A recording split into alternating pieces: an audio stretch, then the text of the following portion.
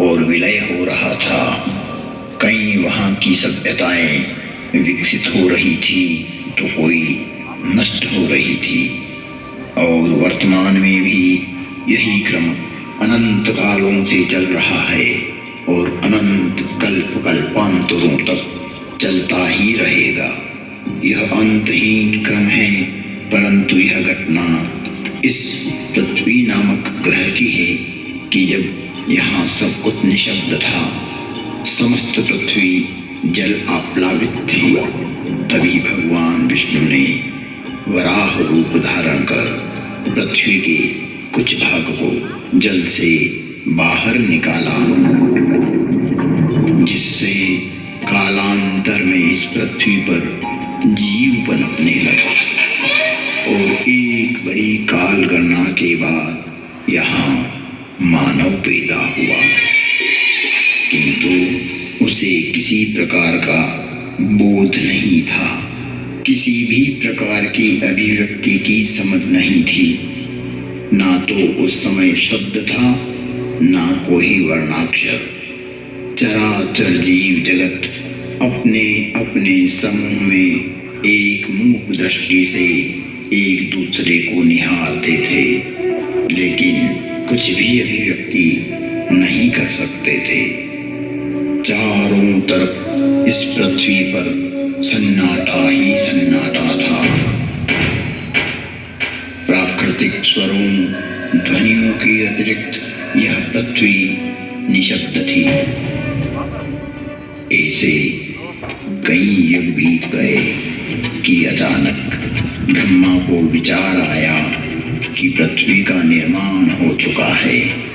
विष्णु ने अपनी व्यवस्था भी व्यापित कर दी है, लेकिन शब्द की उत्पत्ति कौन करेगा?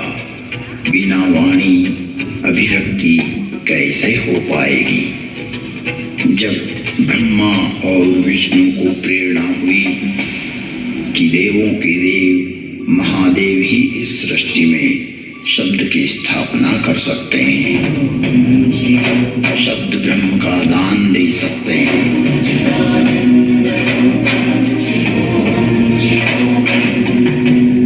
परंतु शिव का समय अधिकतर समाधि में ही व्यतीत होता था। जगत में वेद की स्थापना के लिए,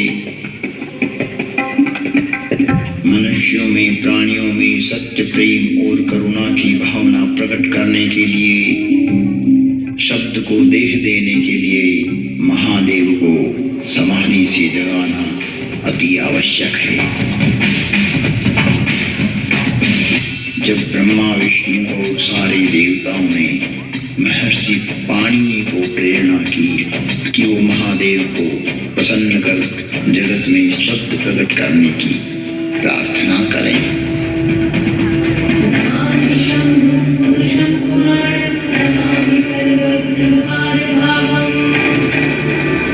महर्षि पाणिनि की निष्प्रिय एवं जगत कल्याण की भावना से की गई तपस्या ने भगवान शिव की समाधि में विघ्न डाला। महादेव की समाधि असमय भंग हो गई। महादेव की जागते ही उनका रौद्र रूप प्रकट हुआ और उन्होंने अपना नाद शस्त्र डमरू उठाया और भयंकर तांडव करने लगे।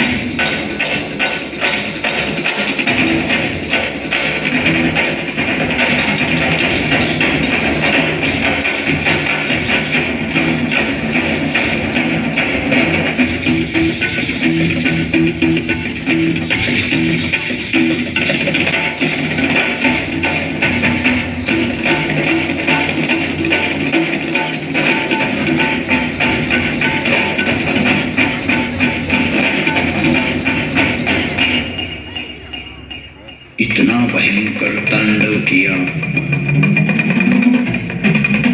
कि पृथ्वी हिलने लगी, आकाश में बिजलियां कौंधने लगी। पृथ्वी को हिलते देख ब्रह्मा ने सोचा कहीं प्रलय की वेला तो नहीं आ गई। चारों तरफ समुद्र में उफान आ रहा था।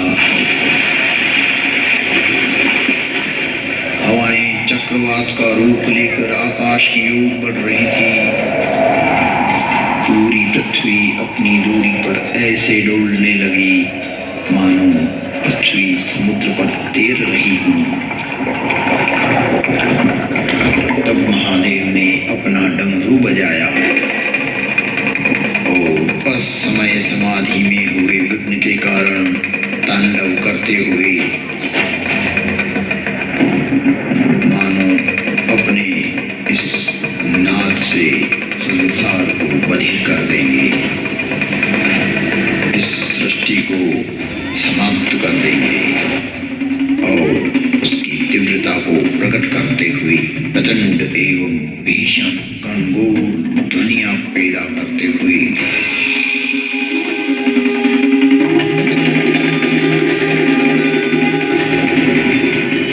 उग्र एवं महिमामय भयंकर डमरू नाद किया, जिससे प्राणी मात्र की श्रवण इंद्रियां लुप्त हो गई। नाद इतना भयावह था कि प्राणी मात्र के कर्ण भेद हो गए। कुछ काल के लिए यह स्थिति बन गई। महादेव तांडव करते हुए अपने उग्र नाद वाद्य से कुछ ऐसी शाब्दिक रचना की जो आज इस भूमंडल पर शब्द और श्रवण का कारण है, जिसे महर्षि पाणिनि ने अवरुद्ध हुई अपनी श्रवण इंद्रियां पुनः जागृत होने पर शब्दों में पिरोया। जगत कल्याण के लिए महादेव की प्रेरणा से नाद वाद्य से निकली हुई ध्वनियां जो आज इस संसार में व्याप्त है। इस भूमंडल पर कोई भी व्यक्ति किसी भी भाषा में अपनी अभिव्यक्ति करता हो, उसका उद्गम स्रोत महादेव का डमरू ही है। और वो डमरू इस प्रकार बोला, ऐं ऋ ऋ ऐं ऐं हयवरट लम यमगणनम जभय गणदश जब गणदश खपचटत चटतव कपय शशशर हल।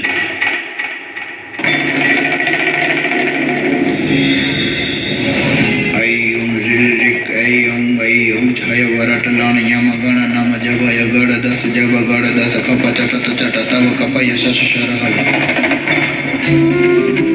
यह था शिव का नाद शस्त्र से उत्पन्न हुआ शब्द व्याकरण।